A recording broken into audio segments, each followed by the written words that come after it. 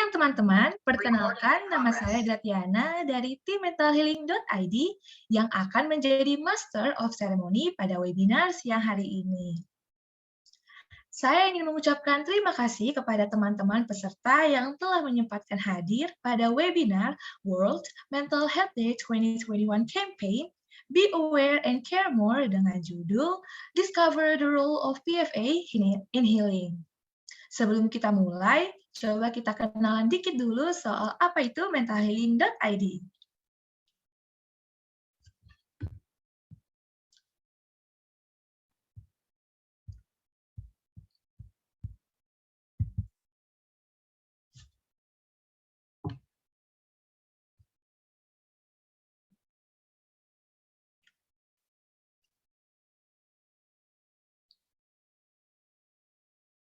Ingin curhat, merasa sedih tapi tidak ada yang mengerti, atau ingin menambah wawasan dan skill mengenai kesehatan mental.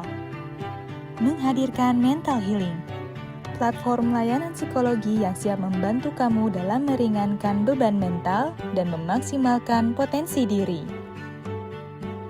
Di Mental Healing, kamu bisa berkonsultasi gratis bersama peer counselor ataupun konsultasi premium dengan psikolog.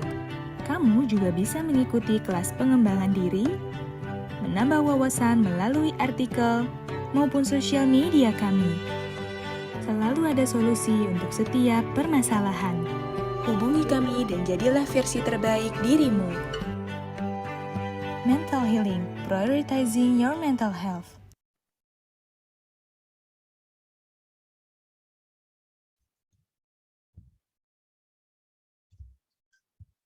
Oke, apa itu mentalhealing.id?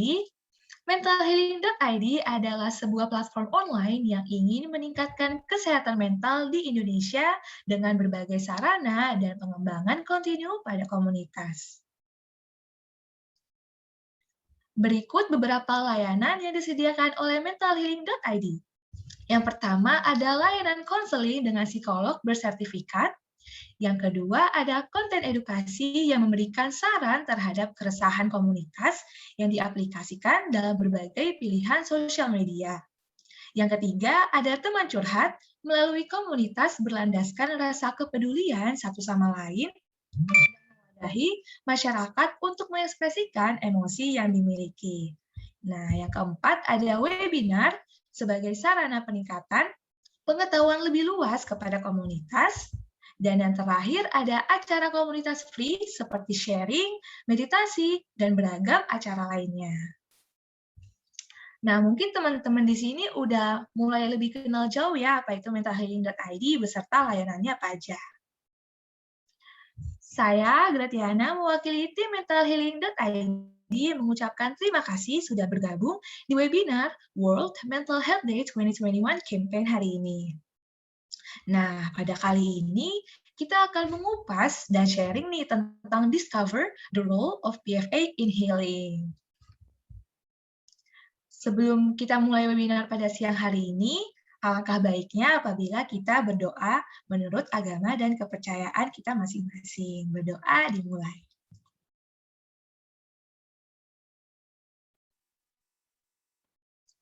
Baik, berdoa selesai. Nah, sebelum mulai nih, kita mau survei dulu yuk. Coba kasih pendapat dan pikiran kalian mengenai beberapa soal berikut ini.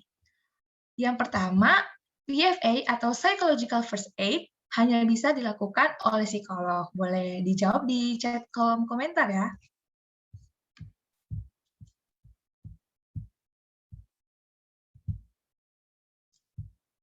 Oke, yang menjawab salah, tidak.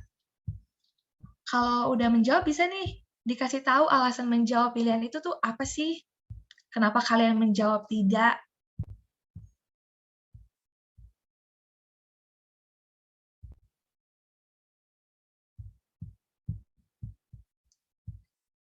Oke, ada nih yang jawab. Kak Aneke, semua bisa belajar PFA. Oke, selanjutnya polling kedua.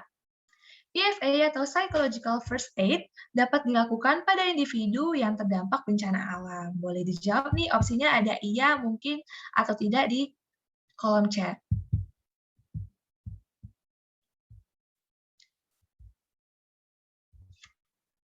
Tidak. Oke, ada yang jawab tidak nih?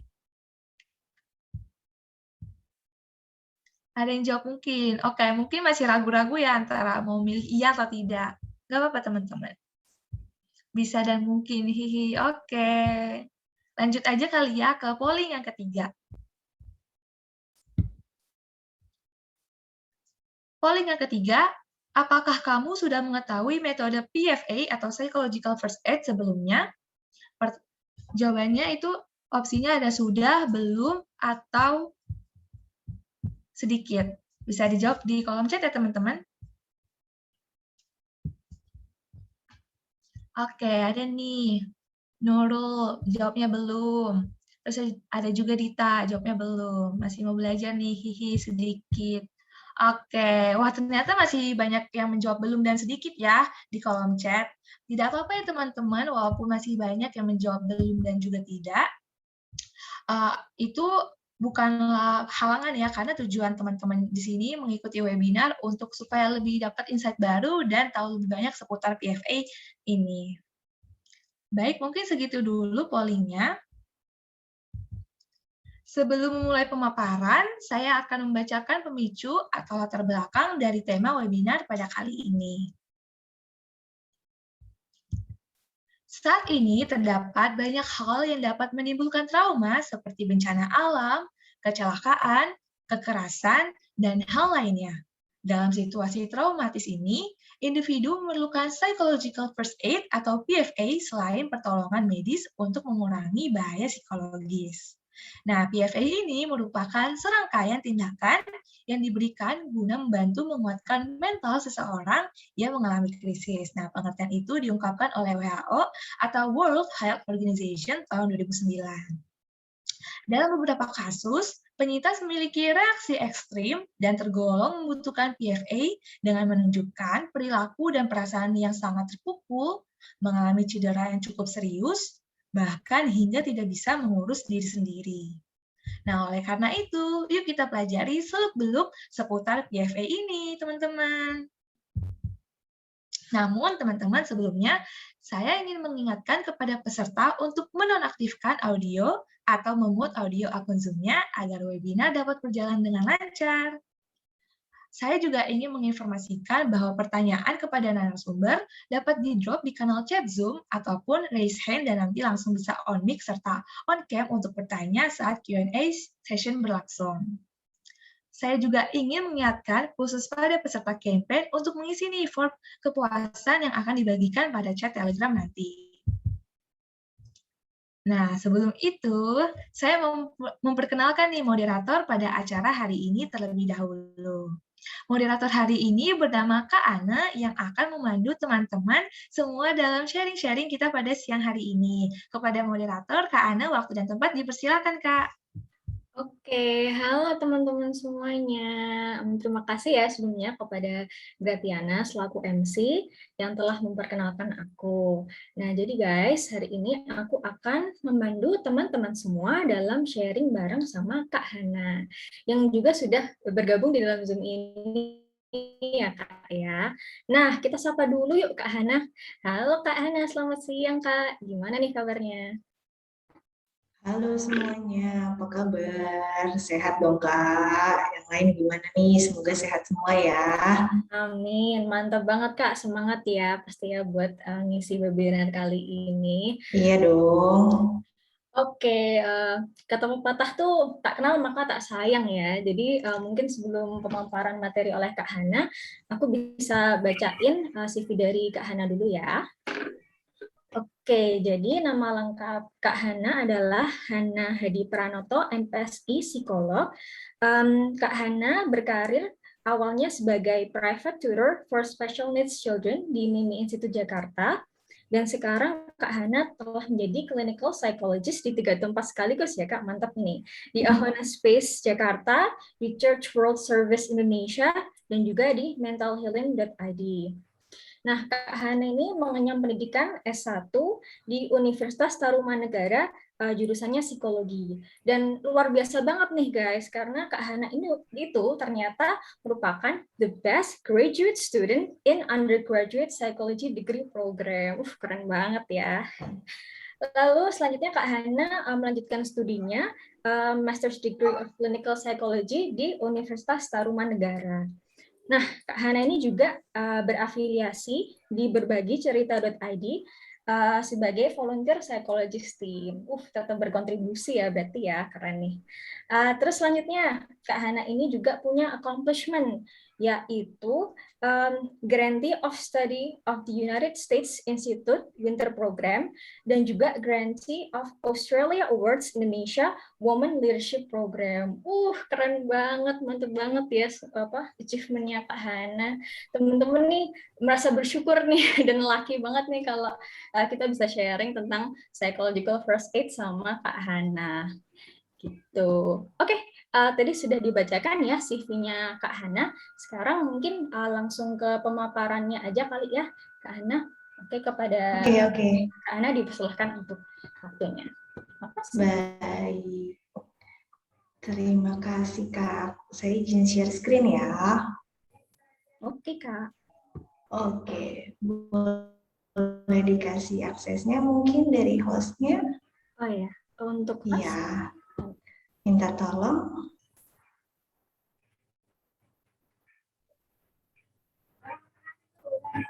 Oke, sudah bisa.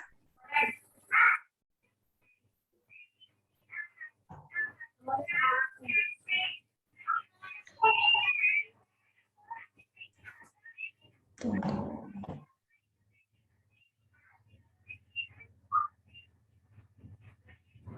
Sudah bisa terlihat? Sudah, Kak, sudah terlihat jelas. Oke, jadi kita hari ini mau sharing tentang psychological first aid. Terima kasih banget nih buat mental healing yang udah kasih kesempatan buat saya untuk sharing ke teman-teman semua di sini tentang psychological first aid. Dan terus juga saya mengucapkan terima kasih buat teman-teman semua yang siang hari ini di hari Minggu meluangkan waktu buat belajar sama-sama gimana sih kasih P3K tapi bukan medis, tapi secara psikologis. Itulah kita belajar psychological first aid atau bahasa Indonesia-nya dukungan psikologis awal atau DPA gitu. Jadi kenalin lagi, aku adalah Hana, gitu kan. Mungkin sekilasnya boleh dipanggil Kak Hana, Mbak Hana, atau Hana aja juga boleh, senyaman dan seenaknya aja. Seperti yang sudah bilang, saya seorang psikolog klinis, salah satunya di mental healing.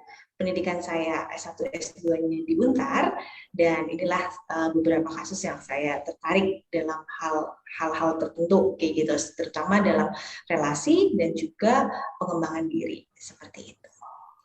Oke. Jadi di sini santai aja buat teman-teman yang mungkin belum pernah dengar, barusan pernah dengar tentang apa sih itu PFK, boleh langsung tanya-tanya aja gitu kan. Karena semua juga pasti ada pertama kayak ngerti, terus bingung caranya gimana gitu kan. Nah, di sini kita bakal belajar bareng-bareng. Gitu. Nah, apa itu PFA atau DPA gitu kan? Tadi yang sudah seperti yang saya pernah bilang, apa sih itu PFA atau dukungan psikologis awal? Jadi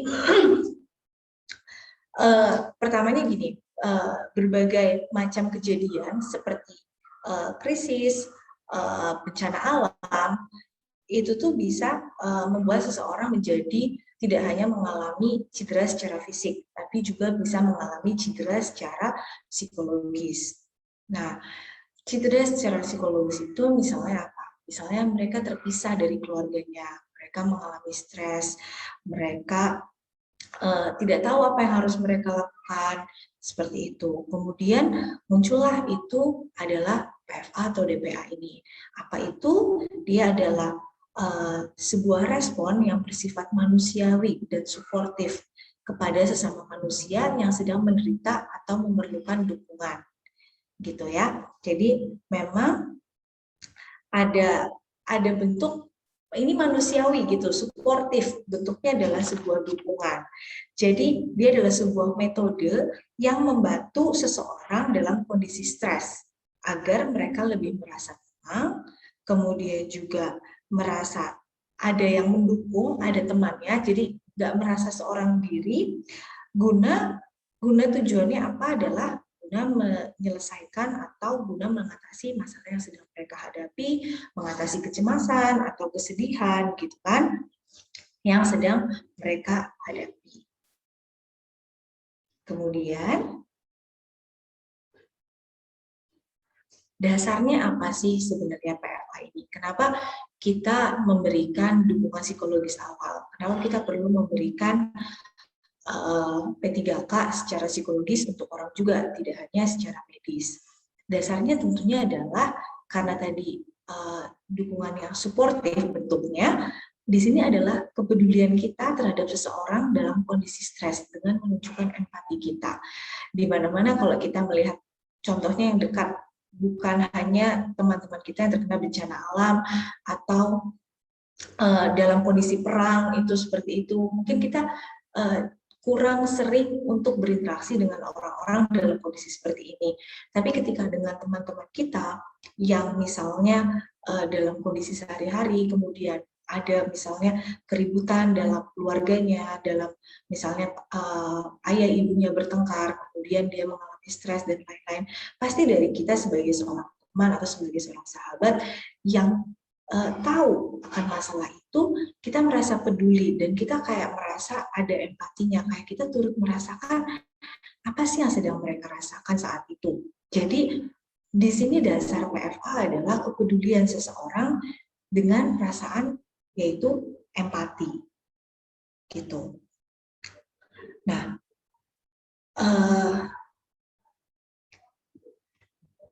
di sini kan dukungan psikologis awal itu adalah sesuatu dukungan atau perawatan atau pertolongan pertama yang bersifat praktis gitu ya. Jadi ada dulu deh pokoknya, paling enggak ada dulu untuk lebih tenang, lebih merasa terdukung supaya tadi kecemasannya mungkin mereda, barusan nanti ke depannya kalau dia memang sudah bisa menolong dirinya sendiri oke, ataupun kita rujuk kepada pihak-pihak yang mungkin lebih profesional gitu, karena dari kita mungkin bukan seorang psikolog, kita hanya orang biasa yang mungkin sudah pernah tahu nih ada namanya PFA, dukungan psikologis awal nih. Kemudian boleh nggak sih, mungkin tadi terkait dengan pertanyaan Pauline juga, sesuatu PFA ini sesuatu yang boleh dilakukan sama siapa sih? Saya kan cuma pernah dengar seminarnya nih, ikut doang nih di mental healing, boleh nggak ya? Nanti kalau misalnya ada teman-teman misalnya ketemu sama teman yang mungkin lagi ngalamin stres banget, yang rasanya udah nangis seharian gitu, nggak tahu harus ngapain, kira-kira apa yang bisa saya lakukan ya? Nah, ternyata dukungan psikologis awal ini atau PFA, psychological first aid, itu sesuatu yang hanya bisa dilakukan oleh tenaga profesional, ternyata salah besar. Teman-teman bisa saja memberikan dukungan psikologis awal. Semua orang yang sudah belajar, seperti tadi salah satu komennya, yang sudah mempelajari PFA ini bisa aja untuk memberikan dukungan psikologis awal karena mereka dengan pemikiran bahwa mereka sudah tahu apa yang harus mereka lakukan sih, sehingga tidak bersifat menyakiti lagi. Justru udah kadang-kadang teman kita udah lagi stres atau orang di kondisi bencana sudah stres, kemudian karena ketidaktahuan kita, keinginan kita menolong, tapi karena kita tidak tahu, akhirnya malah justru kita semakin menyakiti mereka. Jadi buat teman-teman yang udah belajar atau ikut paling nggak tahu sedikit tentang PFA, mungkin itu akan sangat membantu dalam kehidupan sehari-hari, gitu kan? Nah, kemudian PFA itu tidak bertujuan atau tidak bermaksud untuk seseorang, atau namanya di kita namanya penyintas gitu ya mungkin. Penyintas itu artinya orang yang menjadi korban atau mengalami stres itu nggak minta buat menganalisis apa yang terjadi. Jadi kita nggak mendalam terhadap mereka. Mereka juga nggak diminta buat menceritakan kejadian secara gimana sih awalnya, ininya gimana sih, harus gimana. Jadi awal mulanya kejadiannya gimana? Saat itu perasaan kamu gimana?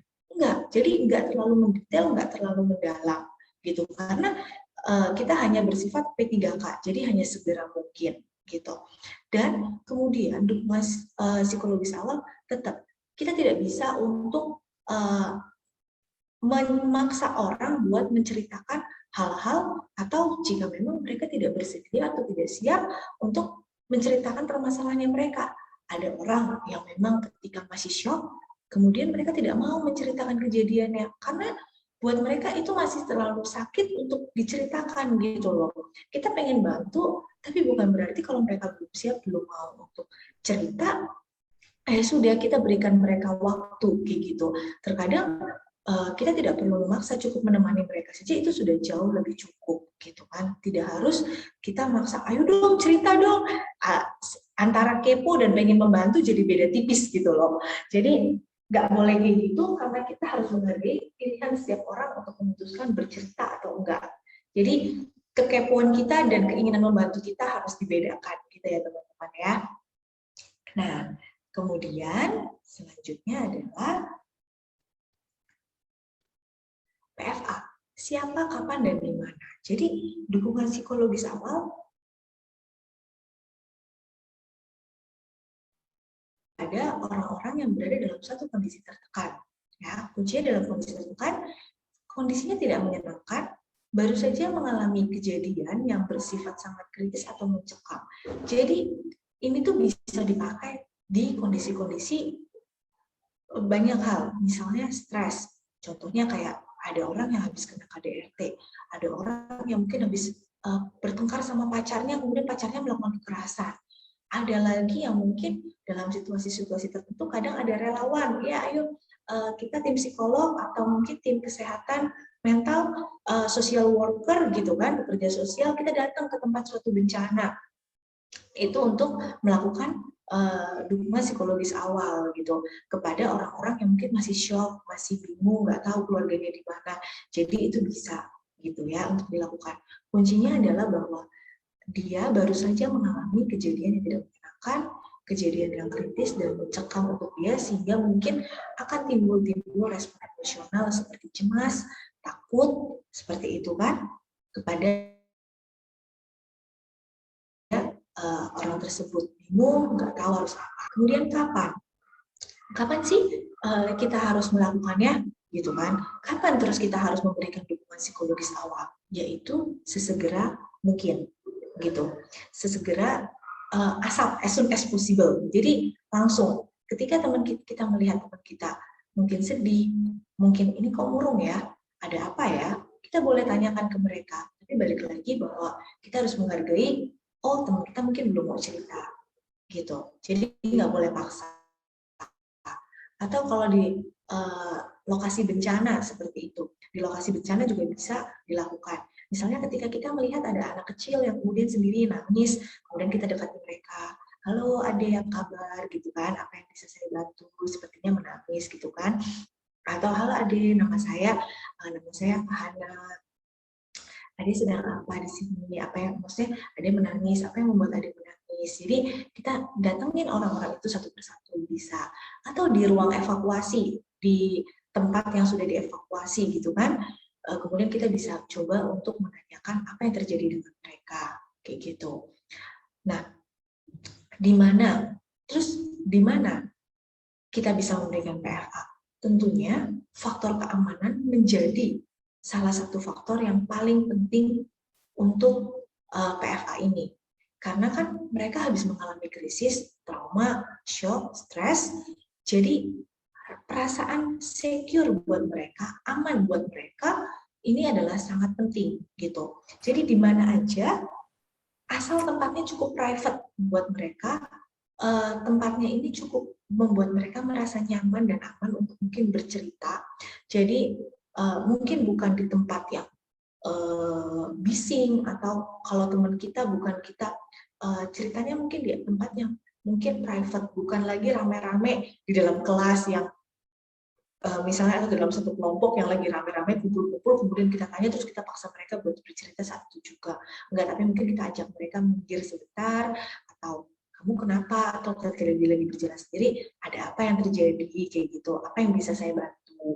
Jadi faktor keamanan di mana mereka bisa bercerita secara nyaman, itulah yang menjadi kunci utama gitu. Nah, jadi PFA ini bisa dilakukan pada siapa, kapan, dan di mana, termasuk dengan orang-orang yang saat ini COVID melanda gitu kan, orang-orang itu juga pada melakukan dari himpunan psikologi itu juga melakukan PFA nih, pelatihan PFA yang ada call center-nya. Jadi ketika orang-orang merasa stres, mungkin kehilangan ayahnya, kehilangan ibunya, nggak tahu harus apa mereka lakukan, itulah yang mereka lakukan pakai melalui dukungan psikologis awal jarak jauh seperti itu. Nah, kemudian selanjutnya, kemudian prinsip melakukan PFA. Ini prinsipnya perlu diingat ya teman-teman ya, bahwa prinsip melakukan PFA ini harus dipegang oleh teman-teman semua pada saat melakukan dukungan psikologis awal atau pada saat memberikan dukungan psikologis awal. Jadi kepada siapa saja, kepada siapapun, kapanpun prinsip ini harus dipegang dan diingat. Ada 3 prinsip, yaitu safety, dignity, dan right. Yang pertama safety. Safety itu apa sih? Pastikan bahwa orang yang atau penyintas yang teman-teman bantu itu dalam posisi yang aman. Bisa jadi ada kemungkinan bahwa misalnya ada teman kita yang mungkin kondisi ekstrimnya dia rasanya udah hopeless banget. Mungkin ada yang pengen rasanya udah di dapur. Saya pernah dapat cerita juga, ada dapur sudah rasanya pengen bunuh diri nih. Nah, pastikan dulu mereka dalam kondisi yang aman nih, safety. Nanti dulu gitu, apa yang perlu kita lakukan? Kamu ada di mana? Gitu. Nah, pastikan mereka telah berada dalam kondisi aman dan kita melindungi. Maksudnya tadi kan juga di mana kita bisa melakukan, tentunya di tempat yang aman. Tapi first, karena ini dalam situasi krisis, mereka juga lagi stres, tidak memungkinkan bahwa mereka dalam keadaan yang bahaya. Contohnya telepon kita dalam, misalnya lagi butuh bantuan banget gitu kan, dia lagi di jalan raya, lagi nangis, mungkin lagi pikirannya lagi kalut, pastikan bahwa mereka, kamu di mana, minggir dulu coba gitu kan, minggir dulu cari tempat yang kira-kira aman buat kamu, kayak gitu. Nah, kemudian yang kedua adalah dignity. Perlakukanlah orang dengan sopan sesuai ada dengan norma sosial mereka.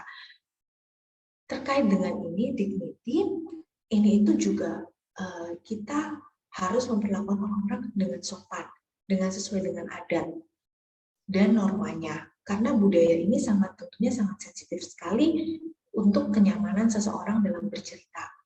Contohnya apa? Ada orang-orang yang mungkin boleh nggak sih laki sama perempuan gitu kan, mungkin nyentuh pundaknya boleh nggak, bersalam, pegang tangannya boleh nggak, meskipun kumpul tangan gitu ya, atau di sini. Apakah perlakuan sesuai dengan normanya kayak gitu. Jadi boleh atau enggak.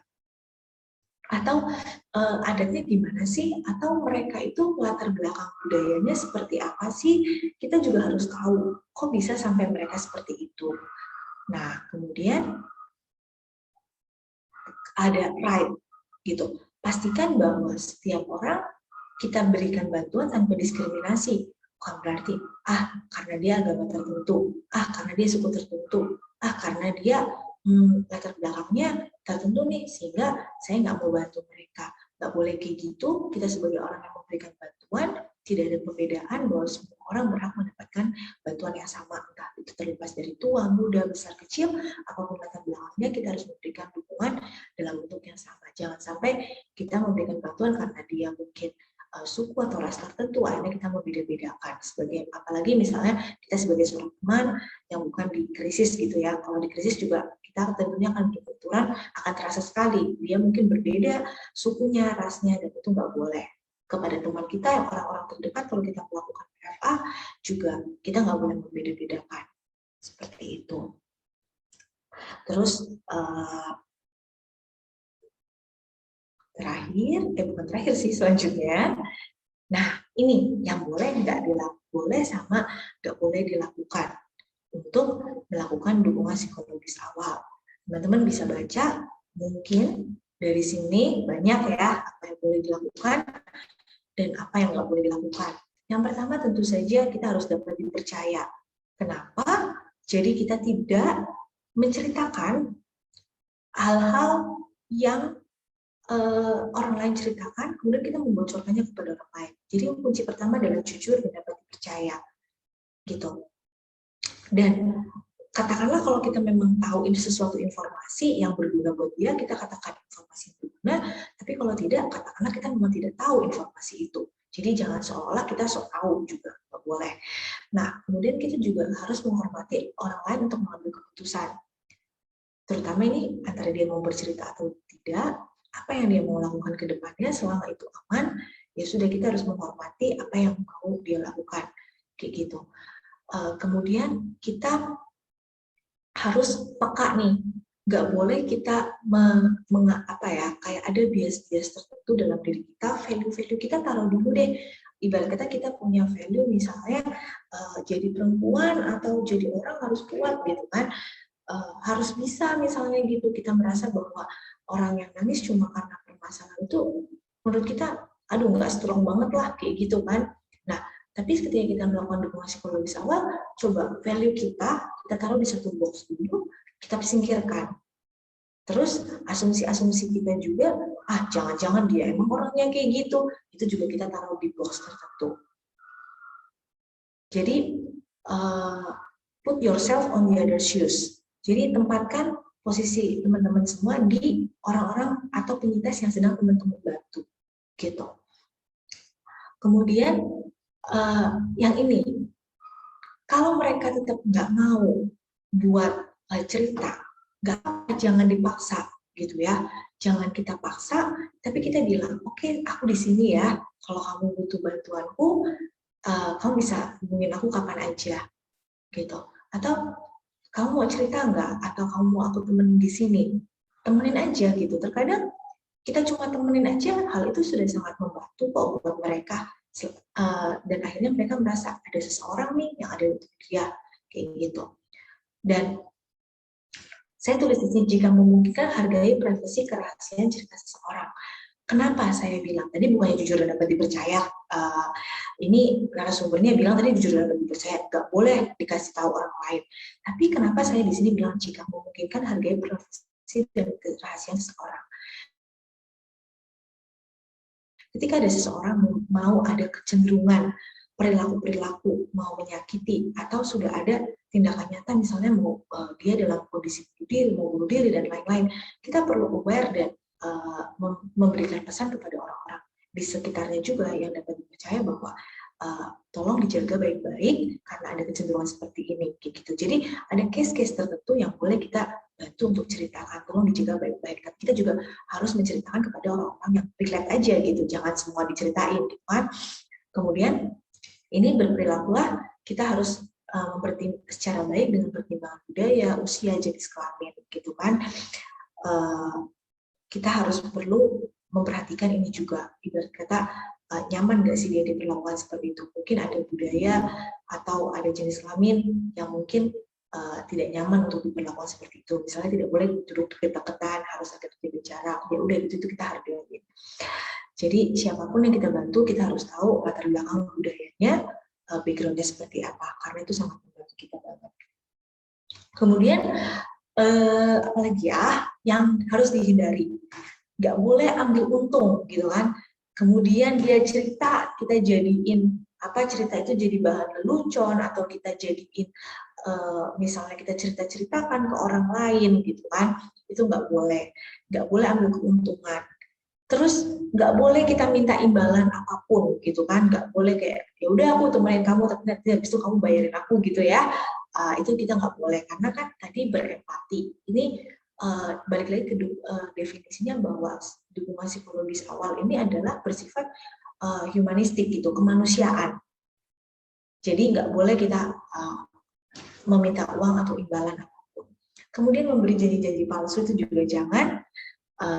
Kemudian memaksakan untuk memberi bantuan. Ayo kamu harus ke sana, kamu harus ke dokter, kamu harus periksa, kamu harus begini.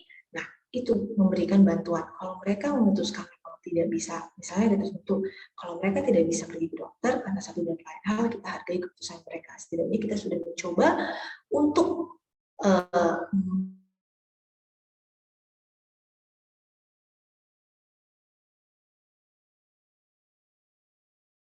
kemudian membagi cerita seseorang dengan orang lain, ini juga nggak boleh ya, kayak gitu, kecuali dalam hal-hal tertentu atau yang sangat dalam kondisi urgent, case-case special case gitulah.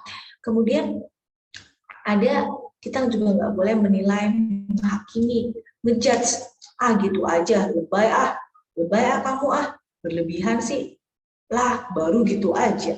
Masalahku jauh lebih berat. Mungkin sering ya kita juga mendengar seperti itu. Rasanya kita udah sakit gitu kan, udah luka gitu. Terus kemudian ketika kita cerita sama orang kemudian lebay rasanya seperti menabur garam di atas luka gitu kan, jauh lebih perih. Masa sih emang aku selebay itu ya? Jadinya mungkin berpikir seperti itu. Kemudian ada pertanyaannya, mengapa? Kenapa sih kamu gitu? Kenapa sih kamu gini? Kok kenapa sih kamu nggak mau gini-gini aja? Kenapa sih? Kenapa, dan kenapa? Apa yang membuat pertanyaan mengapa ini sebaiknya dihindari pada saat kita mendengarkan cerita teman? Ganti kata mengapa dengan kata yang lain ya. Misalnya, apa yang membuat kamu merasa sedih? Apa yang terjadi padamu sampai kamu sangat merasa kecewa?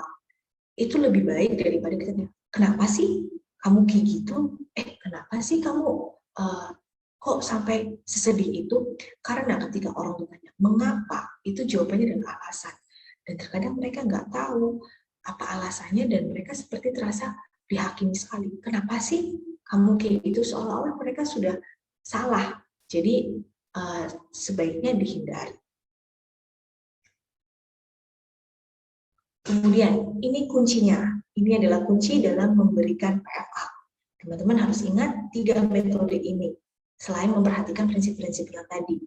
Ya, safety, right, dignity, dan kemudian ini metodenya. Caranya. Buat gimana sih kemudian kita ngasih PFA? Kuncinya cuma 3. Lihat, dengar, dan hubungkan. Oke?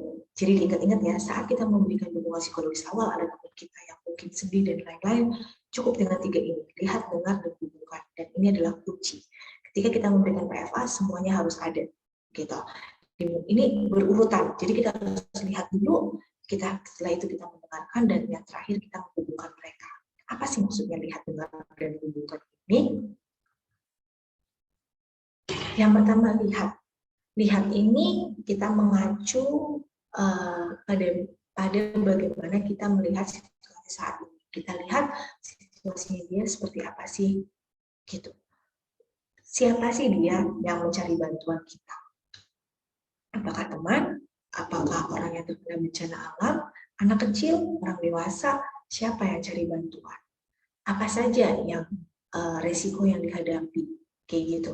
Kebutuhan apa dari orang ini yang terdampak, dan reaksi emosi apa yang kalau kita bayangkan pada saat itu reaksi emosi apa sih yang wajarnya muncul gitu. Maksudnya apa saja resiko yang dihadapi oleh komunitas. Kan tadi saya bilang bahwa pastikan yang pertama adalah safety, pastikan dia dalam kondisi aman. Nah, kita harus lihat nih ketika dia nangis-nangis dan lain-lain misalnya, atau ketika dia lagi sedih, cemas banget, apa yang sedang dia lakukan? Resikonya apa yang bisa dia lakukan? Kita harus tahu kemungkinannya apa sih yang terjadi, yang bakal bisa terjadi, hal terburuk yang mungkin terjadi apa. Kita harus peka akan kejadian ini. Kan tadi juga salah satunya peka adalah salah satu yang dibutuhkan. Kemudian apa sih kebutuhan dari orang yang terdampak? Sebenarnya apa sih kebutuhan dari penyintas ini? Bisa jadi kebutuhan ini macam-macam, dimulai dari kebutuhan biologis maupun kebutuhan psikologis. Contohnya kebutuhan biologis adalah, misalnya, ternyata kalau teman kita ya, misalnya kena COVID, kemudian dia jadi cemas seperti itu. Mungkin kebutuhan dari dia apa? Apakah kebutuhan tentang makanan dan lain-lain, sehingga apa yang bisa kita bantu, misalnya kita mengirimkan makanan dan lain-lain. Jadi kebutuhan apa sih yang mereka butuhkan? Dan reaksi emosi yang wajarnya muncul itu apa sih? Kalau kita membayangkan diri kita dalam situasi itu, sebenarnya reaksi emosinya yang wajar apa sih? Apakah menangis itu wajar? Ataukah bagaimana ya? Tapi bukan berarti di sini kita mau menghakimi dia. Kita cuma tahu, yang mereka lakukan wajar sih. Atau mungkin buat mereka ini agak sedikit berlebihan ya, tapi ya kenapa dulu nih, kita coba dengerin dulu gitu kan, lebih jauh. Bukan berarti berlebihan kemudian kita bilang, berlebihan kamu, kayak gitu, nggak kayak gitu juga. Terus dengar, Jadi pada saat kita dengar ini, maksudnya pertama-tama langkahnya adalah kita mendekati orang-orang yang mungkin memerlukan bantuan. Ini adalah settingnya kalau misalnya di situasi bencana ataupun biasanya di misalnya perang, kita jadi relawan dan lain-lain. Ini dekatilah orang-orang yang mungkin memerlukan bantuan. Seperti tadi ceritanya saya bahwa ada anak kecil lagi sendirian, kemudian dia nangis, kita mendekati, halo adek, dan lain-lain. Kemudian tanyakan kepada orang-orang, kepada sivilitas ini, apa yang mereka butuhkan, serta kekhawatiran mereka, apa yang membuat kamu menangis, apa yang bisa saya bantu, kayak gitu. Dan dengarkan cerita mereka, dan tenangkanlah mereka. Jadi dengar ini bukan sekedar dengar, tapi mendengarkan gitu ya, mendengarkan cerita mereka sehingga kita berusaha tetap menenangkan mereka. Yang pertama, terus gimana sih caranya kita supaya mendengarkan, prinsip mendengarkan dengan baik itu seperti apa? Yang pertama adalah kita mulai pembicaraannya apa dulu. Halo, hai, jangan jadi kita diam-diam aja dan mereka yang suruh nyapa kita. Enggak, tapi kita yang harus jadi proaktif untuk memulai pembicaraan. Ketika ada teman kita juga, kita yang mulai dulu. Misalnya, hai, kamu kok kayaknya murung banget ya hari ini. Apa yang membuat kamu seperti itu, gitu kan? Kamu hari ini lagi, apakah kamu hari ini lagi bad mood, sampai kok kayaknya nggak bersemangat aku lihatnya, gitu kan. Kemudian memperhatikan dan mendengar secara aktif. Gitu. Maksudnya apa? Memperhatikan dan mendengar secara aktif, kita perhatiin, misalnya jika budaya tertentu memang eye contact nggak masalah, ya kita perhatiin, eye contact-nya tetap ada, ketika dia cerita, kita dengerin, gitu kan. Mendengarkan secara aktif, jadi bukan kita nyambi main handphone atau lain-lain, itu juga enggak gitu ya, tapi kita memperhatikan dan mendengar secara aktif, benar-benar sepenuhnya kita ada untuk mereka, dan kemudian kita menerima perasaan mereka, bukan menghakimi, tapi kita menerima, terlepas dari perasaan itu sepertinya nampaknya berlebihan atau tidak, tapi yang jelas ya itu memang perasaan mereka yang sedang mereka alami, dan itu nyata bahwa itulah yang mereka alami saat itu gitu. Kemudian menenangkan kondisi distres. Kita coba menenangkan mereka, bagaimana caranya nanti ada di selanjutnya, gitu kan. Menanyakan tentang kebutuhan, terus apa yang menjadi fokus mereka, apa sih bantuan yang mereka butuhkan, apakah dia membutuhkan. Dari mendengarkan itu kita bisa nangkep poin apa sih sebenarnya yang mereka butuhkan. Apakah mereka hanya butuh ditemani, atau mereka butuh kebutuhan lain, jadi kita harus peka di sini. Kemudian membantu orang yang merasa distres dan menemukan solusi atas kebutuhan permasalahan mereka. Jadi kita membantu mereka dan berusaha menemukan solusi yang terbaik gitu. Mungkin bukan situasi yang tepat sepenuhnya saat itu bisa dilakukan, idealnya mungkin tidak, tapi paling tidak terbaik saat itu untuk bisa diterapkan sama mereka, yang bisa mereka ambil, dan tetap hargai keputusan mereka pada akhirnya. Nah, listening. Mungkin ini ada banyak banget contoh-contohnya ya. Tadi mendengarkan aktif, supaya kita nggak cerita kayak patung gitu kan kita nggak enak juga kalau cerita cuma terasanya kayak ini orang dengerin saya nggak sih, kayak gitu ya. Kita bisa coba misalnya dia cerita baik via secara langsung tatap muka atau via telepon, kita bisa bilang ya gitu kan. Jadi mereka tahu bahwa kita masih stay sama mereka, kita masih dengerin mereka, seperti itu. Kemudian kita bisa berikan kata-kata kayak gini, kayak aku paham bahwa kamu sedang merasa demikian dalam situasi ini, gitu kan. Sangat alami, wajar kok, maksudnya kamu merasa sedih, kecewa sekarang, gitu. Terus mungkin ini bisa diulang, ini kayak kita mengulang pernyataan mereka. Baik, jadi dari yang kamu sampaikan sepertinya kamu harus melakukan ini ya, gitu. Terus sepenuhnya bahwa memang kamu punya perasaan ini. Jadi intinya di sini adalah tidak menghakimi mereka, kayak gitu. Saya dapat membayangkan peristiwa tersebut sangat menyedihkan buat Anda. Buat kamu, aku bisa membayangkan bahwa peristiwa itu sangat menyedihkan. Gitu. Jadi kadang-kadang kalau kita bilang, iya aku ngerti perasaan kamu saat ini sangat sedih sekali. Terkadang hal itu buat yang penyintasnya mungkin kamu nggak pernah ada di kejadian saat aku seperti ini. Jadi bagaimana kau bisa benar-benar mengerti. Tapi ketika kita berusaha untuk berempati, namanya juga usaha kan, kita bilang, oke, saya dapat membayangkan saat kamu mengalami peristiwa itu pasti sangat menyakitkan, gitu kan. Terus mungkin kita bisa diskusi beberapa solusi yang mungkin tepat atau bisa dilakukan. Dan ketika solusi diberikan juga Mbak, kita harus melakukan seperti itu, tapi bagaimana gitu kan, kamu mau coba atau enggak, atau kira-kira menurut kamu bagaimana. Jadi balikan ke dia lagi. Kemudian saya prihatin dengan kondisi kamu gitu kan, sangat prihatin, tapi itu di luar kapasitas saya. Lebih baik mungkin saya bisa rujuk kamu kepada seseorang yang bisa kamu gitu kan. Jadi kita nggak menghakimi, kita juga jujur terhadap kemampuan diri kita sendiri. Memang kita tidak bisa ya, kita bisa prefer kepada yang lain gitu. Ingat balik lagi prinsip-prinsip tadi, kita juga harus jujur. Nah, yang nggak boleh apa sih, jangan nyela gitu kan. Coba kita lagi cerita disela aja malah jadi kepo gitu kan, jadi tanya-tanya bolak-balik gitu kan. Itu jangan suka nyela. Kemudian saat kita ada buat dia, ya kayak tadi, emang sebenarnya kita ada buat dia, jangan sampai misalnya kita kasih box sendiri main handphone atau bolak-balik 3 jam, nanti dia akan merasa kayak dia keberatan ya dengerin cerita saya kayak gitu. Terus bisa juga kita nggak boleh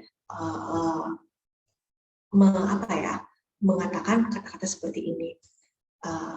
Ya harusnya kamu nggak ngerasain hal gitu sih, orang cuma permasalahan gitu, tapi kenapa kamu sampai segitunya gitu kan.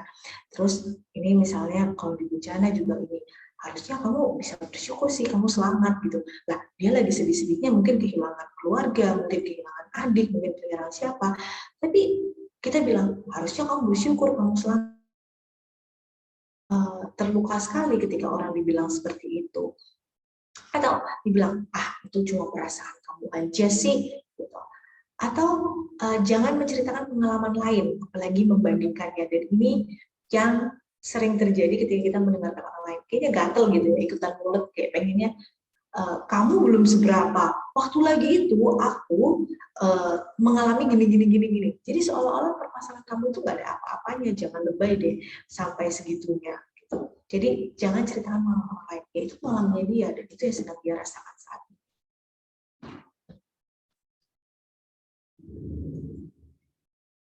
Kemudian di sini juga kita membantu mereka untuk terlindungi. Maksudnya lindungi itu apa sih? Tadi kan kita sudah membahas 2 poin di awal gitu kan. Jadi yang terakhir adalah kita melindungi. Bantulah untuk orang-orang dapat mendapatkan kebutuhannya. Bantulah semua orang-orang untuk dapat mengatasi permasalahannya. Kita juga bisa memberikan informasi, kita juga menghubungkan mereka dengan orang-orang atau keluarga tercinta. Kita juga bisa membantu mereka mengakses layanan bantuan atau sosial yang ada. Contohnya bagaimana sih, gitu kan? Teknik lindungi, misalnya bantuan orang-orang untuk mendapatkan bantuan. Di situ prinsipnya ketika kita melindungi mereka, artinya kita memastikan bahwa mereka dalam situasi yang aman juga gitu. Terus apa saran-saran yang bisa kita kasih ke dia? Saran praktis aja, misalnya dia butuh saran. Terkadang misalnya kita memberikan bantuan, saran.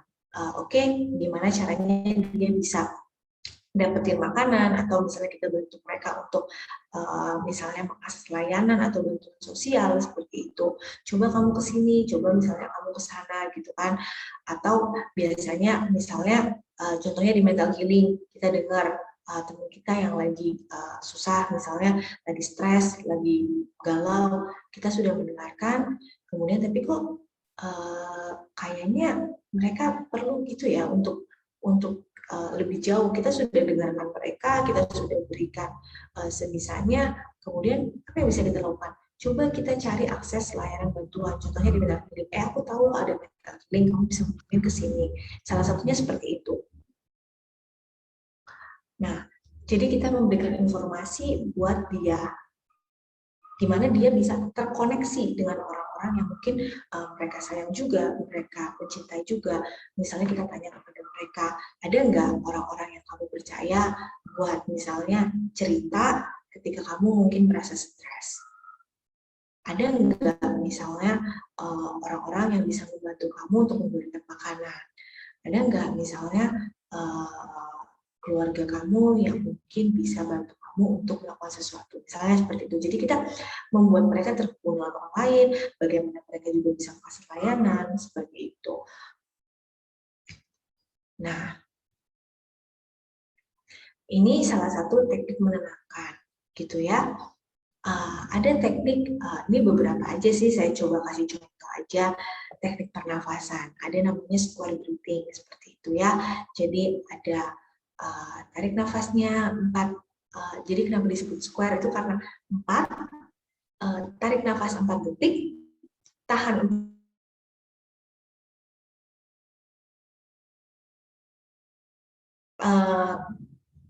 seperti apa ya? Seperti square gitu kan. Jadi terus-menerus seperti itu. Gitu. Nah, ini bisa dilakukan kayak tarik nafasnya dalam 4 detik. Coba yuk, misalnya dia lagi nangis, yuk kita coba teknik pernafasan, coba kita tarik nafas bareng-bareng gitu kan. Kayak tahan sebentar, kemudian keluarkan. Kemudian tarik nafasnya lagi. Tahan sebentar.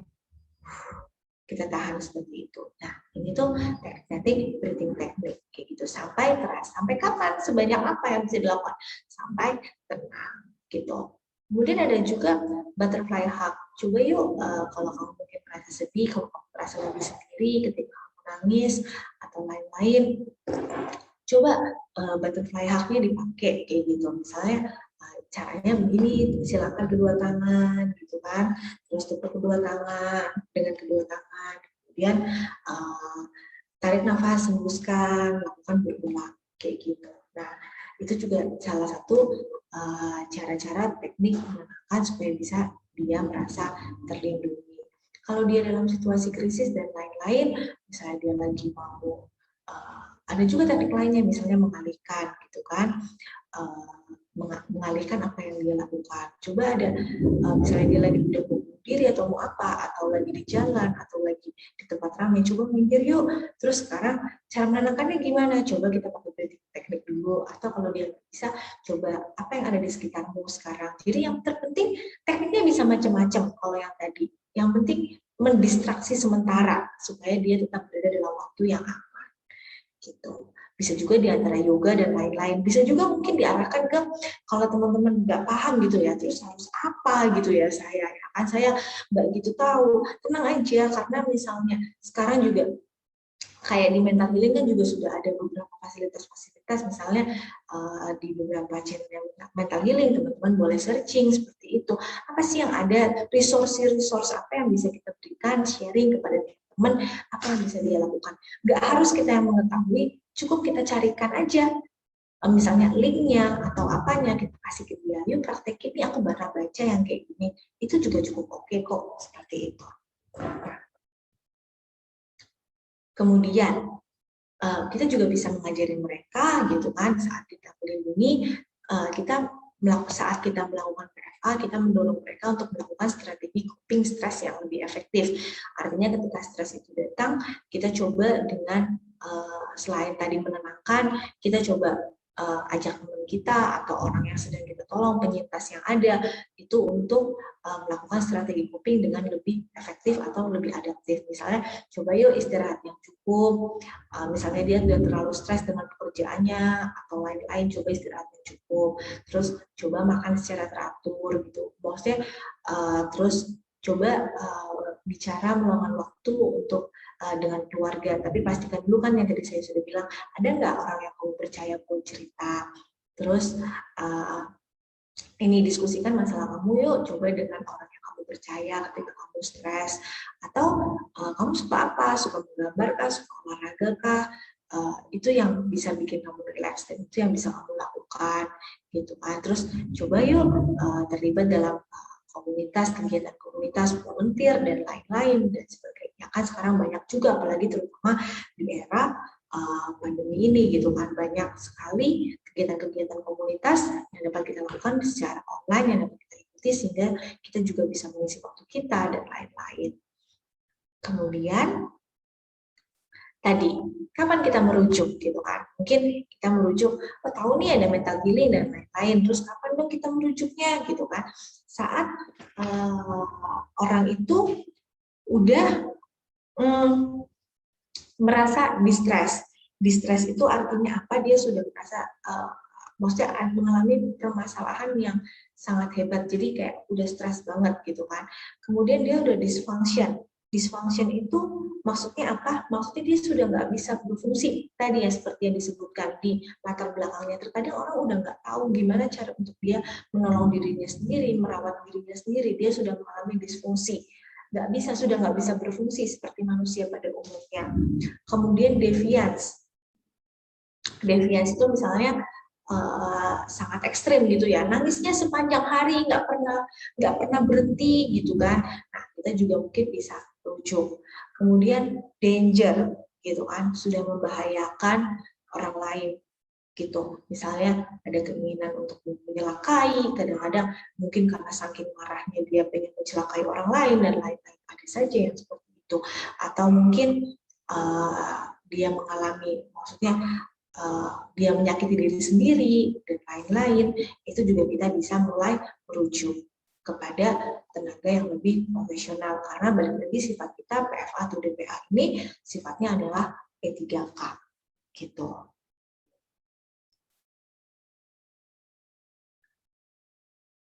Nah, jadi sekian mungkin presentasi dari saya gitulah. Jadi kita di sini dalam PFA atau DPA kita harus membantu orang lain untuk dapat mereka membantu dirinya sendiri, sehingga kapanpun mereka menghadapi situasi yang sama, mereka dapat mengontrol dirinya untuk menghadapi di berbagai situasi yang mungkin nanti kedepannya berbeda. Seperti itu. Kira-kira demikian sharing dari saya, teman-teman. Semoga bisa dimengerti dan dapat diaplikasikan sih ketika teman-teman punya teman, keluarga, atau ketika maksudnya ini tuh bisa juga diberikan kepada orang-orang yang mungkin mengalami bencana dan sebagainya, yang penting dalam situasi krisis gitu. Oke, terima kasih atas sesi pemaparannya Kak Hana. Tadi jelas banget ya teman-teman, sudah dipaparkan sama Kak Hana mengenai psychological first aid dari A sampai Z. Keren banget Kak. Semoga ilmu yang sudah Kakak berikan itu bisa teraplikasikan ya buat kita-kita ini gitu, biar jadi masyarakat yang lebih berguna gitu ya. Oke, jadi setelah sesi pemaparan ini bakal ada sesi tanya jawab Kak. Nah, pertanyaannya sudah banyak banget ini Kak yang berkumpul. Tapi sebelum pertanyaan, saya akan membacakan summary dari apa yang sudah Kak Hana tadi sampaikan. Nah, untuk Kak Hana nih, dipersilahkan mau minum dulu, mau meregakan badan, mau nyemil-nyemil, silahkan ya. Iya. Karena tadi pemaparannya udah panjang lebar banget gitu Kak, jadi recharge dulu lah ya, biar lebih semangat dalam menjawab pertanyaan teman-teman ini gitu. Oke, aku bacakan summary-nya ya teman-teman. Jadi psychological first aid itu merupakan sebuah respon yang bersifat manusiawi dan suportif kepada manusia yang sedang menderita atau memerlukan dukungan. Nah, pertolongan ini bersifat praktis dan juga lebih praktis, lebih terang gitu ya. Jadi itu PFA juga bisa dilakukan oleh siapapun asal sudah belajar PFA seperti itu. Nah, dasar PFA itu gampang, yaitu kepedulian terhadap sesama dengan menunjukkan empati. Jadi asal kita bisa berempati dengan orang lain itu pasti insya Allah bisa ya kalau PFA begitu. Nah, sebenarnya PFA ini tujuannya apa? PFA ini bertujuan untuk menyelesaikan dan mengatasi masalah yang sedang dihadapi, serta mencegah distress atau gangguan yang lebih lanjut, begitu teman-teman. Nah, kepada siapa sih PFA itu perlu diberikan gitu ya, tadi sudah dibahas ya. Nah, PFA ini diberikan kepada siapa saja yang sedang mengalami kondisi yang tertekan atau traumatis, bisa saja bencana alam, atau perang, atau bahkan kondisi-kondisi personal lainnya, personal crisis, itu juga bisa diberikan PFA. Lalu, di mana sih PFA itu tepat atau layak untuk diberikan? Nah, PFA ini tepat diberikan itu melihat kondisi dan tempat yang aman ya, teman-teman. Dan juga kapan diberikan PFA itu as soon as possible. Jadi namanya juga first aid ya. Kalau first aid yang luka fisik, kalau misalkan orang berdarah-darah, masa mau dibiarin gitu kan enggak. Nah, sama dengan psychological first aid juga harus diberikan as soon as possible gitu. Oke, selanjutnya singkat aja ya, ini prinsip PFA dari Kak Hana ada 3, yaitu safety, pastikan kondisinya aman. Lalu ada dignity, jadi perlakukan manusia itu sesuai dengan memanusiakan manusia gitulah ya, melakukan secara normal dan juga melihat adat istiadat si orang yang kita tolong. Lalu selanjutnya juga kita harus memperhatikan right, yaitu pastikan si penyintas dapat akses bantuan tanpa adanya diskriminasi, seperti itu. Lalu selanjutnya kunci PFA itu ada 3 ya. Tadi kan prinsip PFA safety, dignity, right, dan kuncinya itu ada lihat, dengar, dan lindungi dan hubungkan. Jadi yang pertama lihat situasi atau reaksi emosi dan juga kebutuhan orang, lalu dengar secara aktif dan kita proaktif untuk mulai percakapan dulu, dan yang terakhir juga hubungkan dan lindungi, yaitu berikan informasi dan juga bantuan lanjut jika diperlukan. Oke, seperti itu ya kurang lebih ya tadi pemaparannya Kak Hana.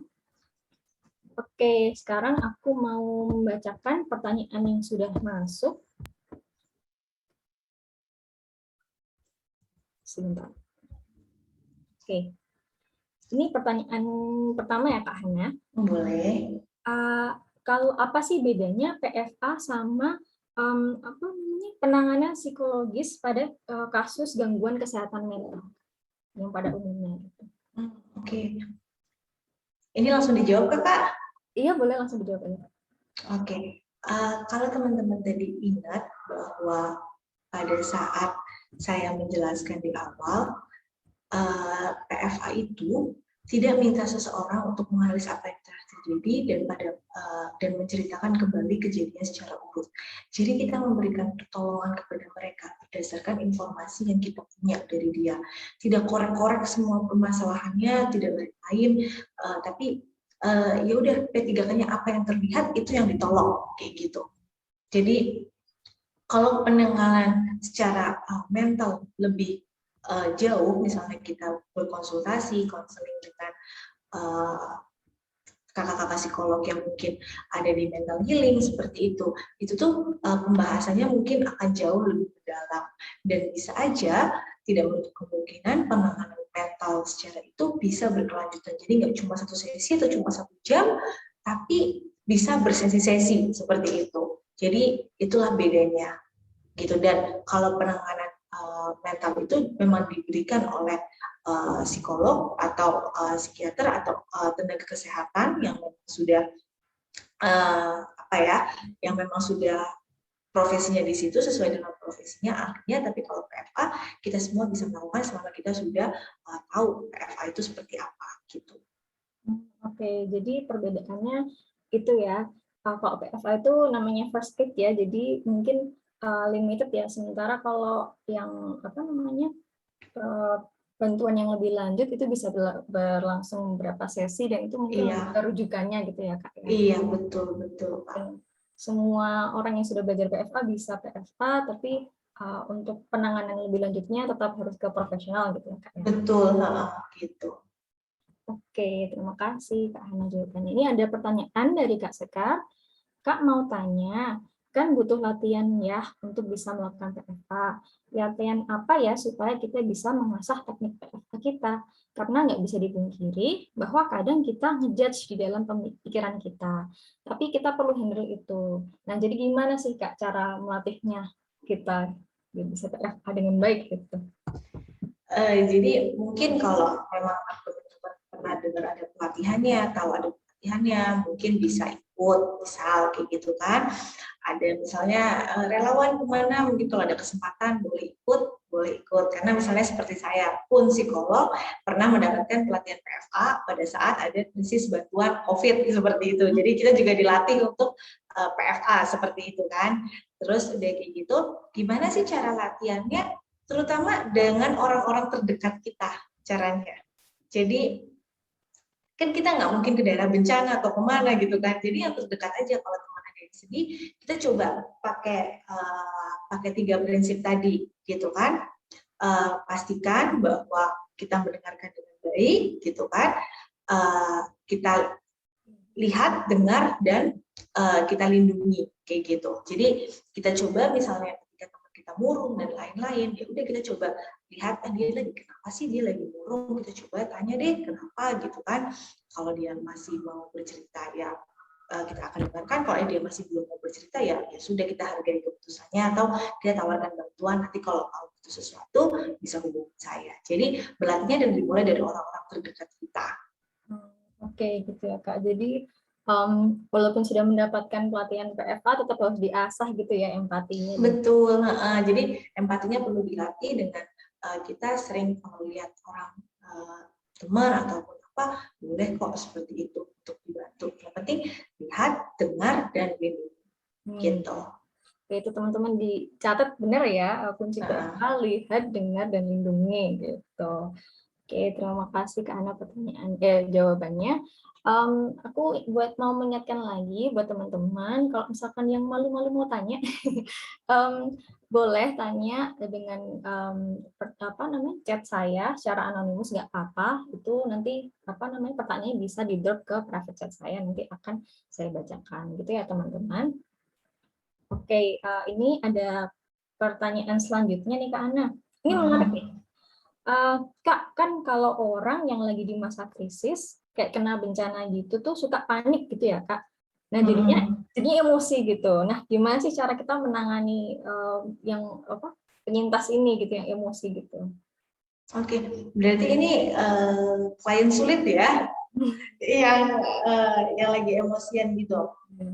Yang pertama tetap kita coba dekat dengan mereka dulu. Jadi mereka mungkin lagi emosi, lagi ada kehilangan, lagi stres dan lain-lain. Ya kita memang kan, maksudnya kita berempati kan. Oh ya memang wajar, mungkin ada orang yang bersikap seperti itu.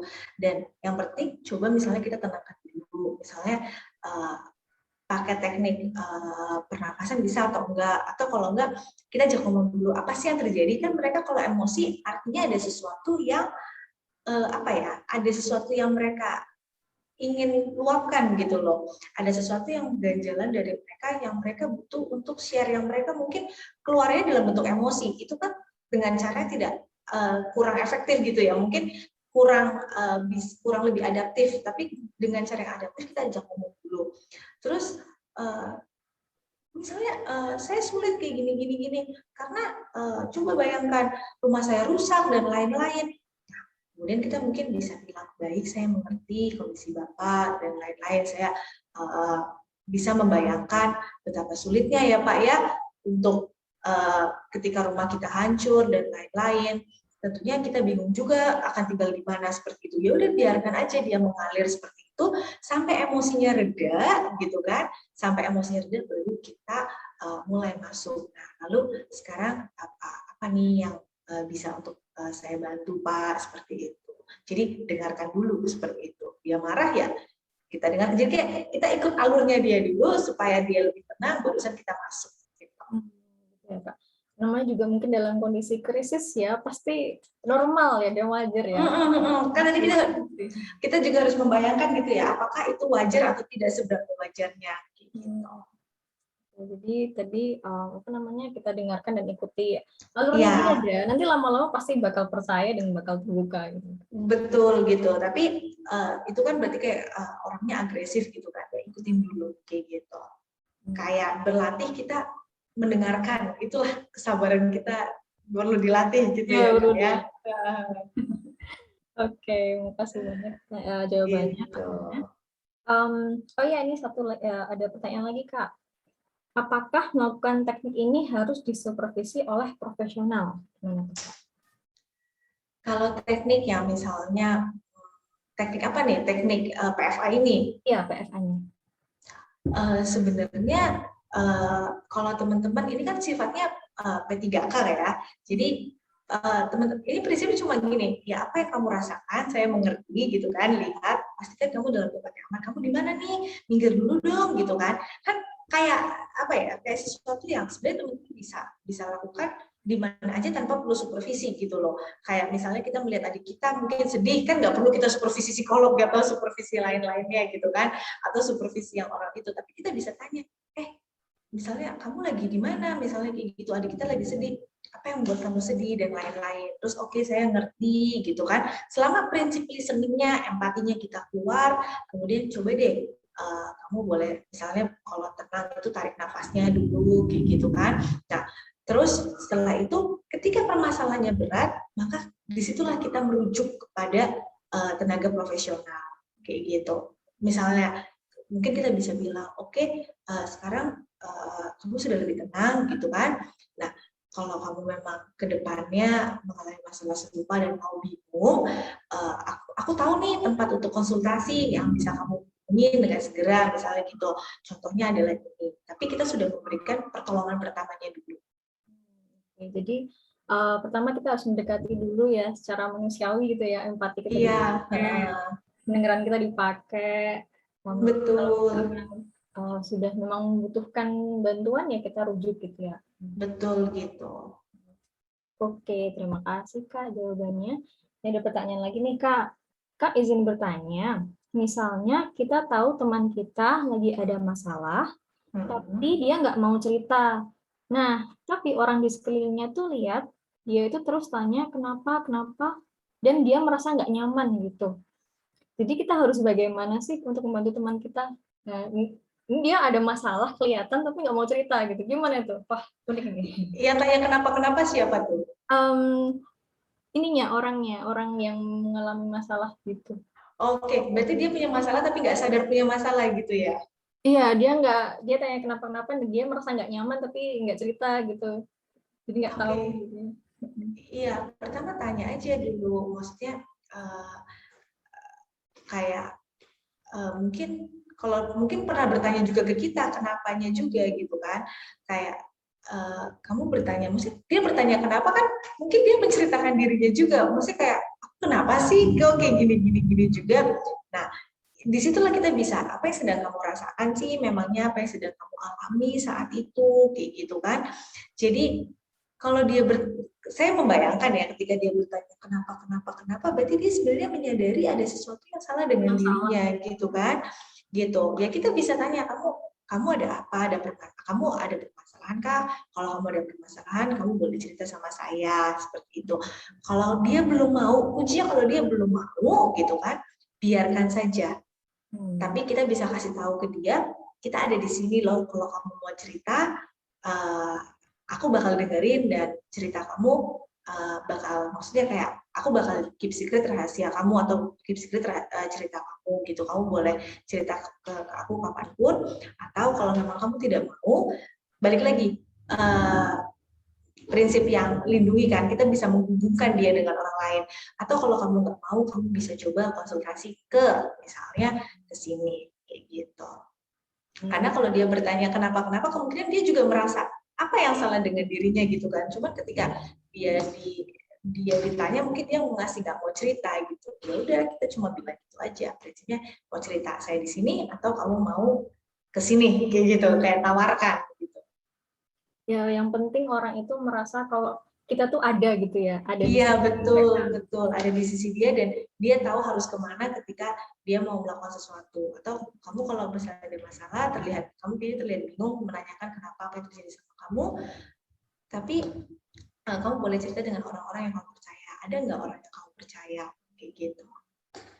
Jadi lihat kondisi juga ya, kalau misalkan belum mau cerita ya kita rujukan gitu ke orang yang misalkan dipercaya, atau kita kita let them know that we're there gitu, dan itu saya udah apa ya, udah sangat berarti gitu loh, kayak bagi orang kan Kak. Betul banget sih Kak. Jadi kuncinya nggak harus dia cerita sama kita ya, kita juga bukan juga harus cerita sama mereka, apa maksudnya mereka harus cerita sama kita, tapi kita bisa rujuk atau kita sarankan ada nggak orang-orang yang aku percaya, mungkin mereka hanya cerita kulitnya aja ke kita, kan balik lagi PFA itu nggak berusaha mengkorek-korek cerita mereka, tapi kita sumber dayanya apa yang ada. Misalnya aku udah masalah keluarga nih, oke, kamu mau cerita sama aku atau ada orang yang kamu percaya untuk menceritakan masalah itu, gitu, silakan aja gitu. Jadi kita juga jangan baperan, apa sih dia ngomong cerita sama aku gitu kan, nggak boleh gitu. Malah jadi baper sendiri ya. Iya, jangan gitu kan.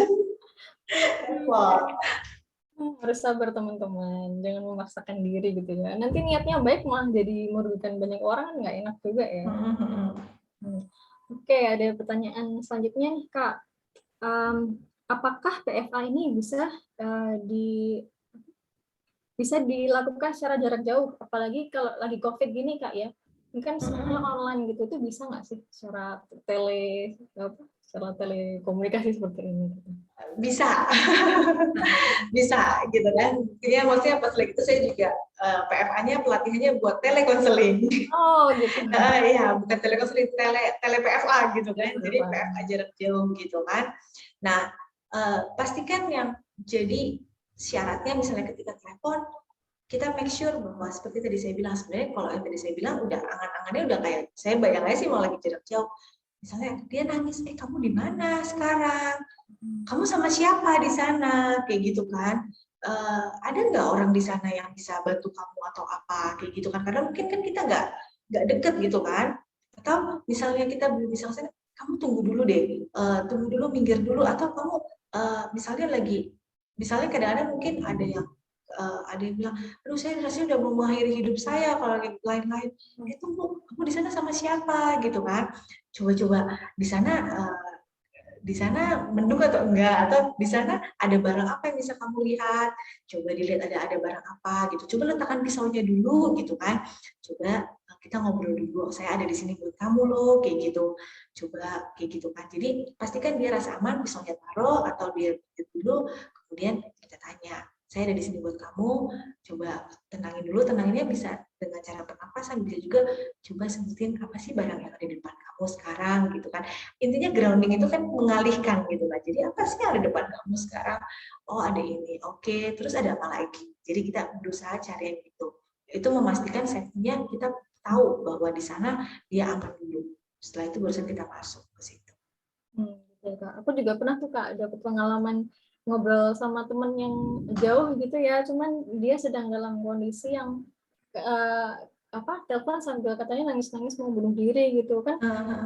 Agak serem juga ya. Lalu yang memang saya lakukan itu ya distraksi itu Kak, jadi pakai grounding teknik dulu. Oh itu coba deh sebutin 5 hal yang kamu bisa lihat seperti itu gitu. Berarti kayak gitu ya Kak ya? Iya betul, yang penting pisaunya taruh dulu deh, atau kamu sekarang ada posisi di mana? Kalau dapur, coba ruangan yang terdekat dari kamu selain dapur apa? Oh ada misalnya ruang tamu, oke balik dulu ke sofa, kamu duduk di sofa dulu deh, kayak gitu. Jadi kita arahkan mereka untuk ke situ. Ke tempat yang aman dulu gitu ya? Iya. Gitu. Oke, terima kasih Kak Hana. Lanjut ya. Bentar. Menurut Kakak, gimana sih efektivitas PFA dalam menurunkan kecemasan bagi orang yang sedang ada di dalam situasi krisis? Menurut saya ini efektif ya, makanya sampai akhirnya dibuat sering pelatihannya, itu tentunya karena pasti sudah efektif gitu kan. Tapi balik lagi, bahwa cara orang menyampaikan itulah yang berpengaruh. Seberapa efektifnya itu tergantung kita yang menyampaikan juga. Tapi overall saya yakin pasti krisis, saya yakin pasti efektif gitu kan. Nah, paling tidak untuk saat itu gitu ya, paling tidak untuk saat itu, tidak untuk long term, tapi paling nggak P3K-nya mereka sudah dapat ibarat kata luka nggak sampai infeksi deh, kayak gitu. Kalau luka nggak sampai infeksi dulu ibaratnya gitu. Tapi balik lagi seberapa efektifnya tergantung dari situasi saat itu, bagaimana keadaannya, atau maksudnya kan kayak seberapa parah lukanya gitu kan, supaya kalau lukanya parah bagaimanapun kita itu ya mungkin ada itu, cuman paling nggak sampai terlanjur lebih parah gitu. Balik lagi juga bagaimana kita menyampaikan PFA itu kepada orang-orang atau penyintas seperti itu. Tapi yang jelas pasti efektif. Gitu. Contohnya kayak kita misalnya kita lagi merasa sedih dan kita ada orang di sebelah kita yang kita tahu bahwa dia ada buat kita, rasanya kan pasti lebih tenang gitu ya. Oh iya, berarti emang apa namanya PFA ini istilahnya apa ya, kayak ya namanya first aid ya, jadi penanganan pertama gitu untuk kalau misalnya ada kecemasan yang biar nggak cemas banget gitu ya. Iya, paling nggak lebih sedikit gitu lah turun, terus dia bisa berpikir apa yang bisa dia lakukan saat ini gitu, yang mungkin untuk dilakukan saat ini kayak gitu. Oke, gitu. Terima kasih Kak jawabannya. Oke, selanjutnya apa poin penting yang harus diperhatikan ketika relawan ingin mencoba untuk melakukan PFA? Poin penting, empati. Empati ya. Iya, artinya kita harus berempati. Poin pentingnya adalah kita berempati sama dia gitu. Jadi kita bisa merasakan apa yang dia rasakan, tidak judge, tapi juga dan humanis ya, maksudnya tidak memaksakan kehendak kita sama orang lain. Gitu. Dan harus melihat kondisinya gitu ya, putting ourselves in their shoes gitu ya, nggak langsung ngejudge gitu. Nggak langsung ngejudge gitu. Jadi kita benar-benar harus berempati. Dan satu lagi kita bisa kayak cepat tanggap, maksudnya kayak apa yang harus dilakukan gitu ya, berusaha tetap empati dan tetap tenang sih. Kitanya juga harus tenang gitu. Modal utamanya kalau kita sendiri ikut panik kan nggak lucu gitu ya. Kita mau bantu orang tapi kita sendiri nggak siap gitu. Kita sendiri nggak mau panik. Kita sendiri juga harus mempersiapkan diri kita bahwa selain kita harus empati, kita sendiri harus tenang. Gitu. Oke, jadi siapkan hati ya teman-teman, siapkan mental juga mulai PFA gitu. Oh ya Kak, ini aku pertanyaan dari aku sendiri ya, aku belum pertanyaan yang lain. Gimana sih Kak tips biar kita nggak takut-takut gitu loh Kak buat PFA? Aku masih merasa walaupun udah misalkan belajar PFA gitu tuh, rasanya untuk memasukkan diriku untuk membantu orang gitu masih takut, itu takutnya malah memperburuk keadaan atau gimana gitu. Nah itu caranya gimana sih Kak biar bisa mengurangi itu? Biar caranya mengurangi rasa takut-takutnya gitu ya. Oke, yang pertama paling enggak kita membantu sudah sesuai dengan apa yang kita mampu gitu ya.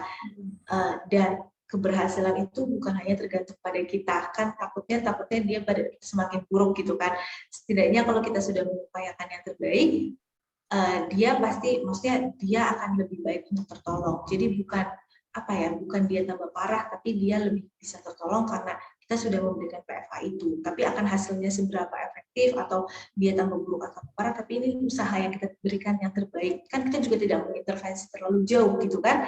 Cuma misalnya itu coba ada orang-orang terdekat enggak? Coba ada kamu bisa hubungin siapa di hari ini, atau ada yang bisa tolong kamu enggak, kayak gitu kan. Itu kan bentuknya PFA kan sebenarnya.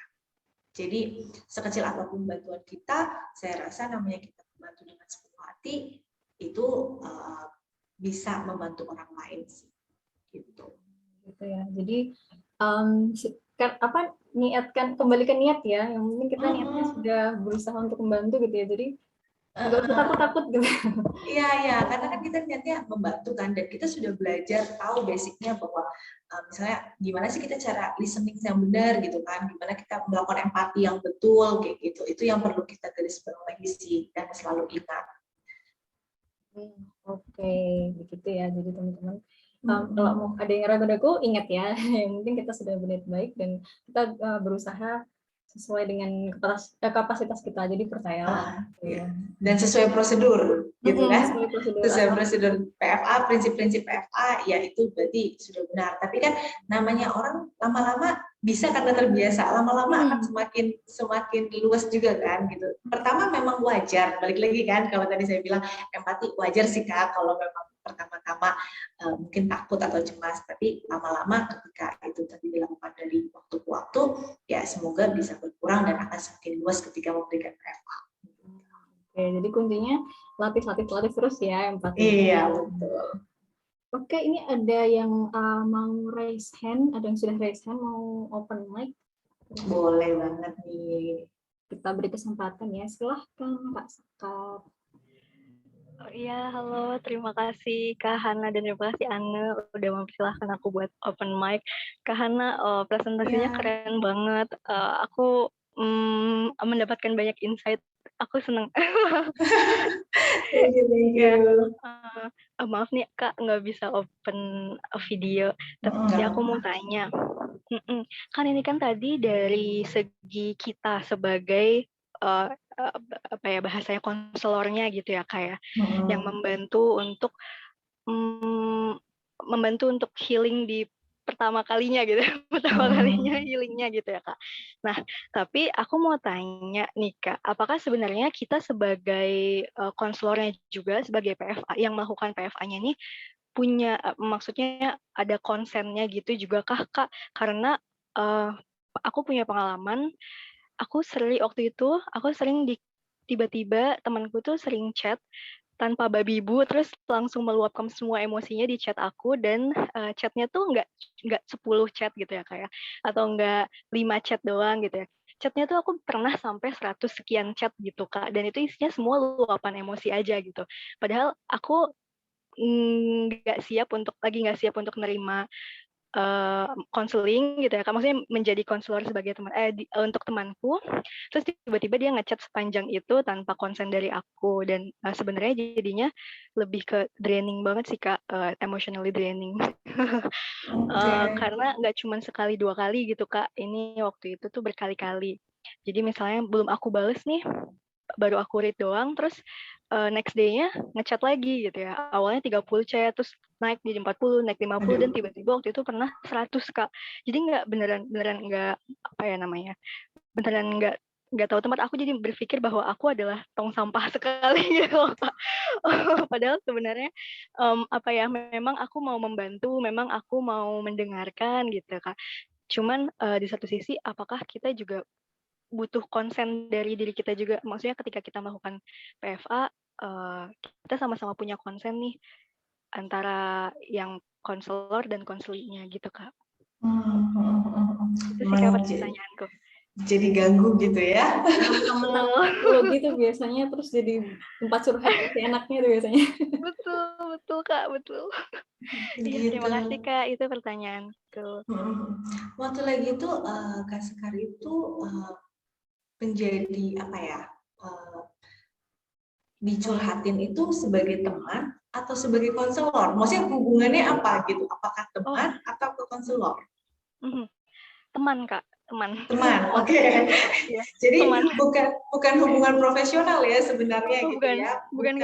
Gitu. Dan di chatnya pun bukan di jam siang atau sore gitu ya Kak, malam. Jam 11, setengah 12 malam gitu Kak.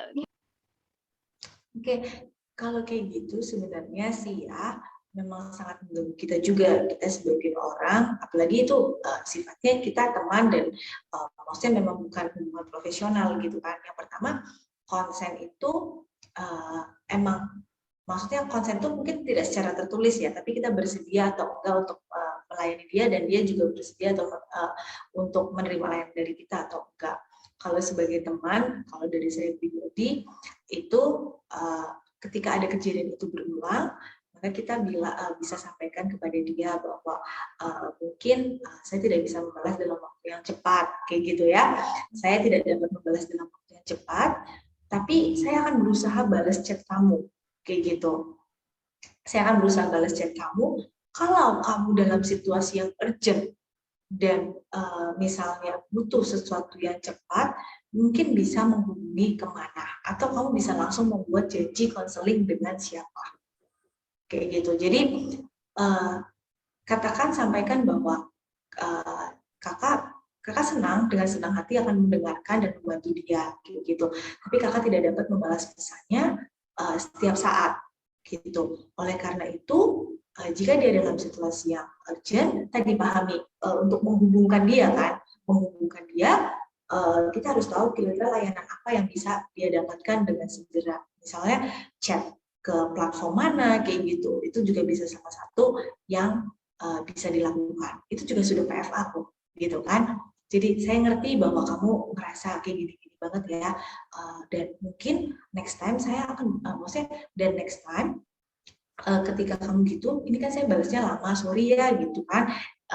Kamu bisa kalau urgent banget kamu bisa ke sini sehingga kamu bisa ditangani dengan lebih segera kayak gitu. Tapi saya janji, maksudnya saya di sini untuk mendengarkan kamu kayak gitu kan. Jadi gitu sih Kak. Jadi saya mau banget loh dengerin cerita kamu, tapi saya sendiri tidak bisa membalas chat kamu dengan waktu yang sangat cepat atau seketika itu juga. Jadi ketika kamu butuh urgent, kamu bisa menghubungi kemana gitu. Jadi kita harus tahu kapasitas diri kita juga ya Kak ya. Iya betul, betul Kak gitu. Bisa hubungkan ke baru kasih informasi di mana aja platform-platform yang bisa membantu dia kiranya gitu ya Kak. Betul Kak kayak gitu. Itu sudah psychological first aid juga dong, maksudnya kamu nggak bisa kayak gitu untuk hubungin saya kalau ada apa-apa kan nanti saya juga merasa nggak enak gitu kan, kamu bisa hubungin yang mana gitu. Oke, semoga sudah jelas ya Kak Sekar tadi jawabannya. Oke. Kak, terima kasih. Iya. Oke, selanjutnya ada yang tanya nih Kak, kalau PFA ini apakah ada kelemahannya? Kelemahannya mungkin tidak sampai ke akar-akar permasalahannya ya. Jadi memang cuma permukaannya dan bisa saja terulang lagi atau relapse lagi gitu karena tidak selesai sampai akarnya. Jadi cuma di awal dia dalam kondisi lebih tenang, dia tahu apa yang dia lakukan. Kalau masalahnya berat tidak bisa sampai ke akarnya, itu sih. Ya sama seperti first aid luka fisik ya, di perdarahan ya kita hentikan dulu perdarahannya, nanti tetap dibawa ke rumah sakit kalau mau parah. Betul sekali Kak. Oke, terima kasih Kak. Lanjut, ini ada pertanyaan. Jika seseorang mengalami masalah gangguan mental, apakah cukup jika diselamatkan menggunakan PFA? Udah gangguan ya ini ya soalnya ya. Tidak jawabannya. Tidak ya. Tidak. Kalau dia dalam situasi krisis, misalnya ada trigger yang memicu dia, boleh pakai PFA dulu, tapi kemudian tidak bisa kita selesaikan cuma dengan PFA aja. Jadi PFA tuh lalu menghubungkan gitu ya? Iya betul. Dengan dia supaya bisa mendapatkan bantuan yang lebih baik, karena itu ya tadi pertanyaan gangguan ya, karena kalau gangguan kan udah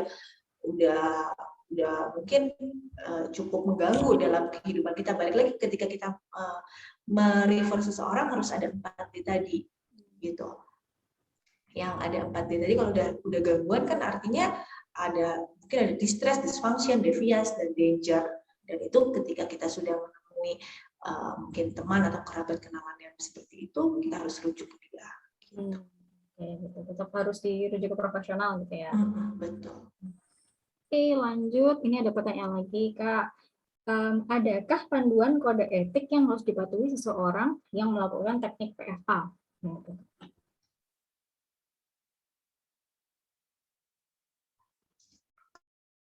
Kalau panduan kode etik, lihat kode etiknya gimana, tapi kalau banyak artikel pakai PFA-nya dengan baik, itu teman-teman bisa search banyak, mulai dari WHO, dari himpunan psikologi juga ada cara melakukan PFA itu bagaimana dengan baik dan tepat, itu ada, maksudnya ada guidelines-nya gitu kan.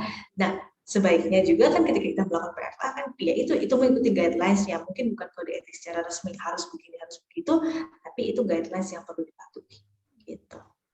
Sama tadi Kak Hana sudah menjelaskan do's and don'ts-nya dalam PFA. Iya, ya. Betul. Mungkin teman-teman yang mau melakukan PFA dilihat lagi tadi materinya tentang do's and don'ts-nya dalam melakukan PFA gitu ya, biar ada at least nggak terombang-ambing banget lah gimana caranya gitu. Oke, ini pertanyaan dari aku sih Kak. Aku mau tanya, pernah waktu itu baca-baca tentang PFA gitu ya Kak. Terus ada bahasan tentang volunteer guilt gitu Kak. Jadi ada rasa bersalah pada para volunteer gitu yang merasa kayak apakah aku sudah melakukan yang terbaik ya gitu, apakah aku sudah memberikan yang seharusnya buat orang ini gitu. Nah itu gimana sih Kak cara kayak mengatasi volunteer guilt itu? Iya, kadang kita memang ada perasaan seperti itu ya, kita merasa bersalah, apakah kita sudah benar ya, apakah kita sudah sesuai enggak ya. Perasaan kita itu ya wajar dan sangat dapat dipahami. Kita mengalami perasaan-perasaan khawatir gitu ya, perasaan merasa bersalah gitu.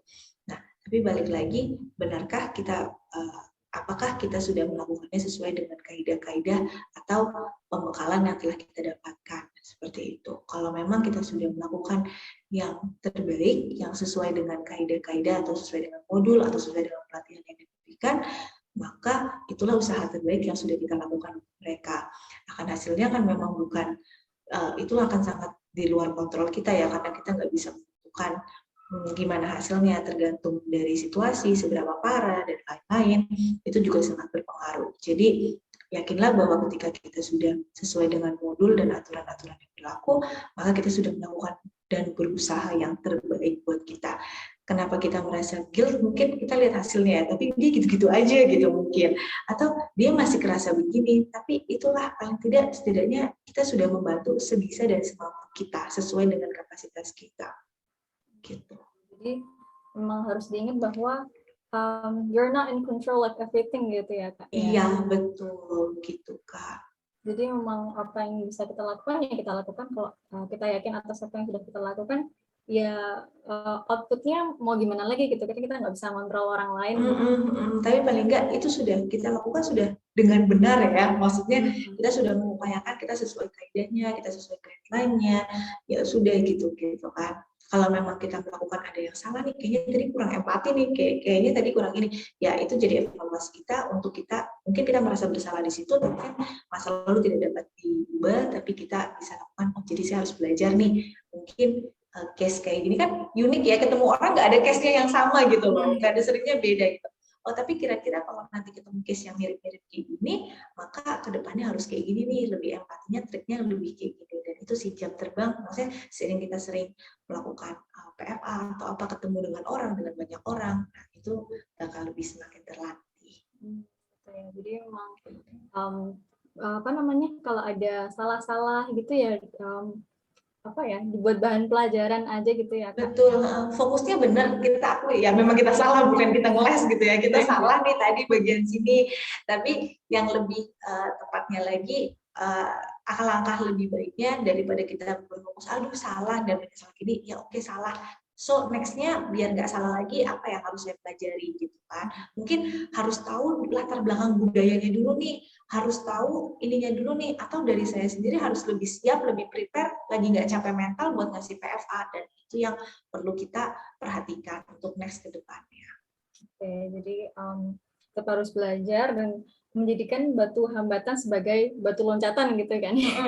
Untuk melambung lebih tinggi lagi ibaratnya. Betul. Oke, lanjut ya Kak.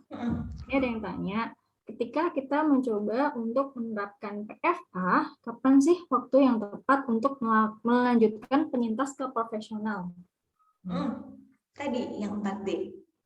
4D yang ada dysfunction, danger. Iya, dysfunction, danger, distress, dan deviance.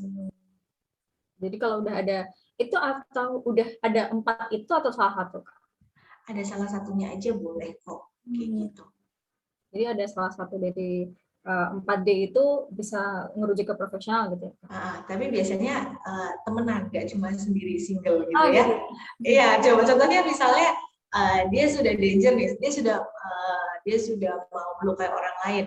Artinya dia sudah mungkin tidak bisa, dia sudah deviant juga kan, maksudnya itu sudah sesuatu yang kayak di luar sewajarnya gitu kan. Biasanya sih ada temennya kayak gitu kan, dan mungkin dia mengalami distress yang sangat berkepanjangan sehingga pada akhirnya dia melakukan hal tersebut kayak gitu. Jadi emang nggak bergerak sendiri ya, pasti ikut domino. Iya, ada temennya gitu kan, kalau diteliti lebih jauh ada temennya gitu kan. Oke, gitu sudah ada distress, dysfunction, deviance, dan danger. Jadi diingat ya teman-teman, kalau mau menuju ke profesional itu ada 4D itu ya. Oke, lalu selanjutnya nih Kak, PFA itu sama nggak sih setiap gangguan, apa beda-beda gitu? Misalkan ada yang korban war gitu atau korban bencana alam atau personal crisis itu apakah sama atau beda sih penanganannya? Prinsipnya sama. Prinsipnya ya, prinsip dasarnya adalah sama, di mana kita 3 prinsip tadi, lihat, dengar, dan hubungkan. Itu prinsipnya, gitu. Nah, tapi bagaimana kita mempersiapkan diri kita untuk memberikan PFA mungkin akan berbeda-beda, karena misalnya kondisi war dengan kondisi bencana alam tentunya beda. Bagaimana latar belakang budayanya, bagaimana stresnya, bagaimana krisisnya, itu beda-beda gitu kan. Jadi karena kondisinya beda, mungkin nanti penanganannya juga beda. Bagaimana dia terhubung dengan orang lain juga akan berbeda caranya. Tapi prinsip 3 itu adalah sudah paten gitulah, udah paten sih, udah memang itu yang harus dilakukan gitu. Dan itulah yang perlu teman-teman lakukan, dan tadi 3 prinsip tadi gitu. Ya, jadi apapun masalahnya, krisis apapun namanya, diingat kunci PFA tadi apa teman-teman? Lihat, dengar, dan lindungi. Iya betul, lihat, dengar, dan lindungi. Itu sih yang wajib kita, itu step-stepnya. Kita harus lihat dulu gitu kan. Setelah kita lihat, kita dengar, setelah itu kita lindungi gitu. Nah, tapi dalam prinsipnya kita selalu melakukan safety, dignity, dan right gitu. Jadi kunci PFA dan juga prinsip PFA jangan dilupakan. Iya, gitu. Oke, terima kasih Kak Hana atas jawabannya. Itu kayaknya udah deh, pertanyaannya sudah semua, ini terjawab semua, keren banget Kak Hana. Terima kasih atas jawabannya.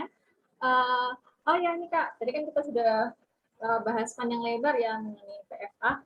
Boleh nggak sih Kak minta closing statement mengenai psychological first aid buat teman-teman semuanya ini? Boleh banget. Jadi pada saat kita melakukan PFA, kita sebaiknya kita memberikannya dengan mata, hati, dan telinga. Mata untuk memberikan perhatian yang utuh, telinga untuk mendengarkan kekhawatiran mereka, kecemasan mereka dengan sungguh-sungguh, dan hati untuk kita menunjukkan empati, kepedulian kita, serta rasa hormat kita kepada mereka. Gitu. Keren banget Kak closing statement-nya. Moga-moga ini ya insightful ya, mata, telinga, dan hati itu harus dibuka semua gitu ya. Moga-moga kita bisa mengaplikasikan PFA ini sesuai dengan prinsip-prinsip yang ada gitu. Saya sebagai moderator juga mau ngasih take home message nih buat teman-teman semua. Jadi take home message-nya adalah PFA dapat menumbuhkan harapan bagi penyintas agar dapat lebih merasa tenang, terhubung, dan juga nyaman. Namun, sebelum menolong orang lain, kenali kondisi diri kamu sendiri terlebih dahulu ya, teman-teman. Oke, gitu. Jadi Kak, jadi begitu ya acara sesi pemaparan Q&A dari tadi, kita sudah menyelesaikannya. Semoga jelas banget. Ini jelas banget sih, kalau buat aku ini sangat insightful ya. Moga-moga teman-teman juga bisa mengambil insight-nya dari Kak Hana ini. Terima kasih Kak Hana atas waktu dan pemaparannya. Terima kasih juga Kak, sudah jadi moderator yang keren banget. Dan thank you semua buat teman-teman yang udah stay sampai sekarang di hari Minggu untuk belajar apa sih itu PFA. Hal ini menunjukkan bahwa teman-teman semua itu hebat karena teman-teman pasti punya kepedulian yang tinggi terhadap sesama. Seperti itu. Terima kasih Kak Hana sekali lagi. Iya. Oke teman-teman, ini acaranya pemaparan dan juga Q&A sudah selesai ya. Jadi akan saya alihkan ke MC. Jadi bagi Kak Gratiana, silahkan waktu dan tempatnya.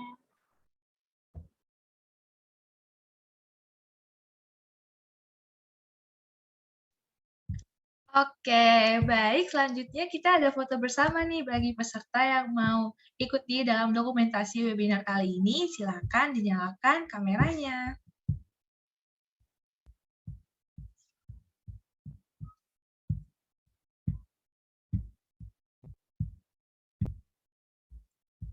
Oke, kita tunggu mungkin ya beberapa detik lagi. Oke, nggak apa-apa. Kalau ada jaringan yang mengalami gangguan ya teman-teman. Oke, ada lagi nih yang mau on cam nih? Buat kenang-kenangan nih webinar kali ini. Pengalaman berharga teman-teman. Yang keren banget sama Kak Hana nih sebagai speaker kali ini.